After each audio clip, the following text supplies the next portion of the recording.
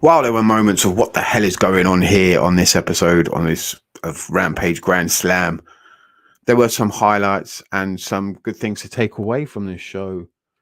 And looking forward into the future for AEW if they go down the right path. We kick off the show with the House of No More, Malachi Black. The kids are home alone. Buddy, Brody, poor old Julia, left to themselves now. Going up against Darby and Sting. Was a very entertaining opening match. You know what you're going to get from Darby Allin. Brody King's a beast. It was a decent match, I felt. Darby taking some risks, really shortening his career yet again. Does he really need to do it on this show? And the fact that he's living in the shadow of Sting still disappoints me. Darby Allin should be one of the top main features for AEW. Great character, great in-ring, great promos. Everything about him's brilliant. And okay, he's not the biggest of competitors, but that doesn't hold him back, in my opinion. Just like others of years gone by, where their size has worked against them. Darby's done really well. And yet again, he's not the main focus at the end of this match like he should be. He should be getting the win here, having the spotlight. Again, it stings. And Great Muta comes out of nowhere. Yeah, it's cool to see him and Sting face to face. But like I said, this moment should be Darby's, not some old timers that are past their best, had their day in the spotlight. It's time for them to be putting over other people, putting them in the spotlight, like Darby Allin. This match should have been remembered for him, not for Sting and Great Muta. And poor old Julia. What a bump she took off the side of the apron. She was supposed to crash through a table. She barely hit it, breaking like a corner of it, I think, and then just smacking her head on the concrete and the railing. Hopefully she's okay. But we've got Darby pissing blood, Julia with a concussion, and we're all caring about a Sting and Great Muta moment. Priorities, people. Poor old Darby and Julia. But it was a decent match. I was impressed with Action Bronson. I was worried that he's going to be another one of these celebrities that don't really want to get in there and do much and just not really care. But he put on a good match with Hook. Again, Hook, another guy that's the future of this company. Very talented. And I want to see more from him now. I want to see him be put into more feuds, more angles, stories that matter. Get him on Dynamite. Get him on the pay-per-views now. He's ready to go. Action Bronson, like I said, impressive for a big man. He's got some pace on him and he looked good. Like, so good, in fact, that it's crazy that he looks better in the ring than some of these guys that have been training for fucking 15, 20 years on this show. Don't know where they're going with Wardlow and Samoa Joe. I'm hoping it's a match down the line. Like I said, another guy that's in the spotlight that they're pushing well is Wardlow.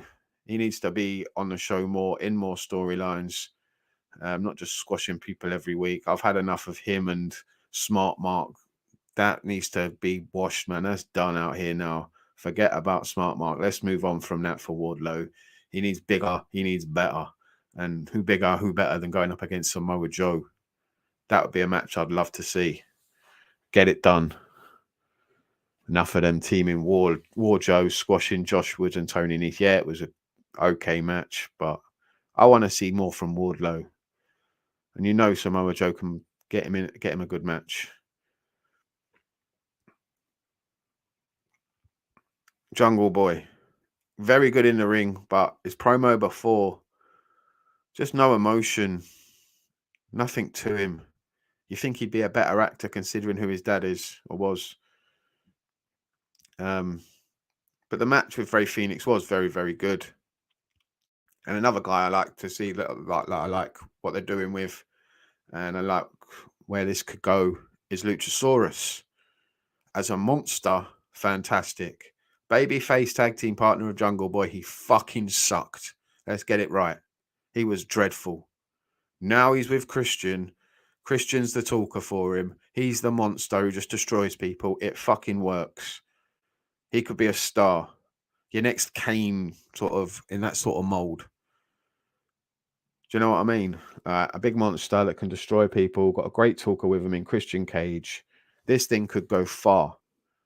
They've got a future. Jungle Boy just needs to get better at his promos and acting, basically. He's just not very good. In ring, he's phenomenal. Very good match with Ray Phoenix. One of the best matches on this show. Yes, it went quite long, but it was a very good match. Now, they showed an interview with the champion, the ROH champion, Chris Jericho, and I did say that he shouldn't be champion. But to be honest with you, I think I'm wrong now. After watching him on Rampage, listening to his commentary, to be honest with you, I think this could be the best thing that's ever happened to Ring of Honor. Chris Jericho was the world champion, entertaining, going to bring eyeballs. Let's hope they do more with Ring of Honor moving forward. I will say another good match I really enjoyed, and I'm really enjoying the feud, is Eddie Kingston and Sammy Guevara. Sammy Guevara is an excellent heel, much better as a heel. People just love to boo him, love to hate him, and Ty Mello or Ty Conti, whatever she's calling herself now. But I like the package here. Great heat. Sammy's good in the ring. Eddie's good in the ring. They're complete polar opposites. They absolutely hate each other, which is brilliant. You can tell, like, they have nothing in common. Complete opposites, different styles in the ring, different kind of people, and it works. They mesh well together. This is a good feud, and I liked how they ended this match. Eddie Kingston beat the shit out of Sammy Guevara, then locked in a submission, refused to let go after he'd won the match, and then the match got overturned. So we've got more there. There's more fire added to the flame, or more fuel added to the flames. This fire's still burning, and I want to see more. I'm hoping we will, because this could be really, really good. Sammy gets the win here, and Eddie is screwed out of the win. Well, he lets his own emotions get the better of him, really, wanting to punish Sammy Guevara. And I really enjoyed it.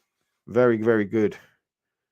Now, I do like Jade Cargill, but I don't like what they're doing with her. It's been the same old shit for a couple of years now. It's getting boring.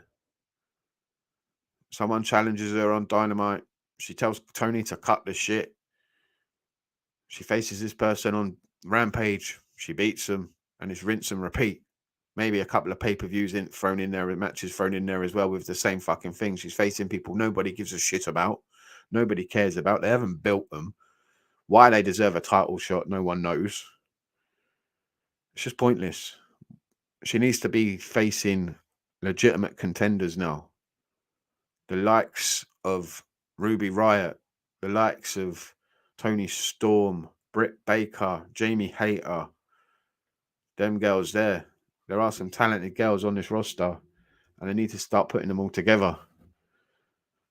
I wouldn't even mind seeing Jade Cargill as a double champion. Why can't she face Tony Storm? Or if and when Thunder Rosa actually returns, if she returns, who knows what's going on there. But yeah, they need to do more with Jade Cargill, because she is a star. She looks great. She's getting a lot better in the ring. Her work rate is very good. So I'd like to see more from her now. Start facing some legitimate challenges that we actually care about. The Golden Ticket Battle Royal was a complete mess from the start, from the jump. And the only guy that had any legitimacy that we could actually think, yeah, he's actually going to win this thing, was Adam Page, the geezer who won it. Absolute mess of a battle royal. The only highlight was Paul White on commentary, and the commentary team's an absolute joke at the moment. Let's have it right. 3 guys on commentary constantly, and sometimes even 5. It's a fucking joke. 2 people is enough. 2. For me, JR's had his day. Tony Schiavone should be doing interviews. That's where he's best. Where he always has been best. He sucked at commentary. Always has done. For me, I don't rate the guy, but he is getting better. Excalibur and Taz should be doing Dynamite. And I'd love to see Ian Riccaboni and Paul White, after tonight's showing, prove that he's good enough to do the job. So Ian Riccaboni and Paul White should be doing Rampage going forward, in my opinion. Fucking 3-man teams. They've never worked. Never worked. Show me a good 3-man team, and I'll show you 10 better 2-man teams. Do you know what I'm saying? It's a joke. It's a joke. This whole battle royal was a joke. Just a complete waste of time. And Adam Page is getting yet again another title shot. What's the point? His last run was mid, to say the least. That's just being kind to the guy. It should be someone like Ricky Starks or Powerhouse Hobbs. They should be the guys that they're focusing on, that they're pushing to the title shots now. Because Ricky Starks versus Powerhouse Hobbs stole the fucking show. Should have done. It was the main event, and rightfully so. Great match. Great finish to a great feud. Unless they're going forward again, because it's 1-1. Maybe they'll do a rubber match, maybe do something else. But this lights out match felt like it was the end of the feud. These two could split off now and start challenging for titles, start building themselves up, and maybe meet again down the road somewhere soon or in a couple of years. And it'll still be brilliant. Very good. These are the guys, like the others I've mentioned during the show, that should be getting the spotlight now. And they are, and it's fantastic. Keep it on them, because they were brilliant. This was a very good match. Yes, there were some moments in that match you're thinking, what the fuck are you doing? Risking your life, your bodies like that. Ricky Starks landing on those chairs was sickening. But overall, a very, very, very good match. Right person won. Ricky Starks is a star and should be treated as such and given more time, put some respect on his and Powerhouse Hobbs' names. Those are the guys that should be focused on more. Like I said, along with other guys like MJF and the Acclaimed, those are the guys that are getting over, that people care about. Anyway, I thought Rampage Grand Slam was a good show. There were some moments, like I said, like what the hell is going on here? But overall, highlights a lot. A lot of guys that need the spotlight got that spotlight. And I want to see them more. More on Dynamite, more on the pay-per-views.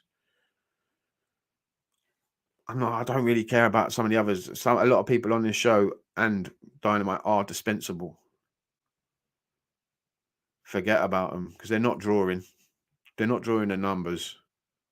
These guys could, if you're given the time, give them the right storylines, the right people to work with, the right people to work under, to help them, to nurture them. The likes of William Regal, Paul White, Mark Henry, Taz, JR, those people there, they should be running this fucking company. They should be the EVPs, not the jokes that hire their friends and get jealous because other people are getting over, and they're not. That's the problem with this company.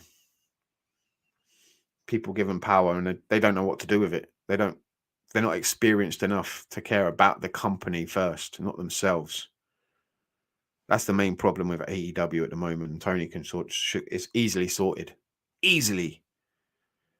Because there are some stars in this company, and hopefully they get pushed to the mountain top. Thank you very much for watching Universal Wrestling Reviews. If you haven't done already, smash the subscribe button. On our road to 1,000. Hopefully we'll get there one day. Check out our new website. More added very soon. We're building it now. It's getting bigger. It's getting better by the day. And follow us on Twitter at UWR Reviews. You will get a follow back. Thank you very much for watching. Stay lucky, stay blessed, and I'll see you next time.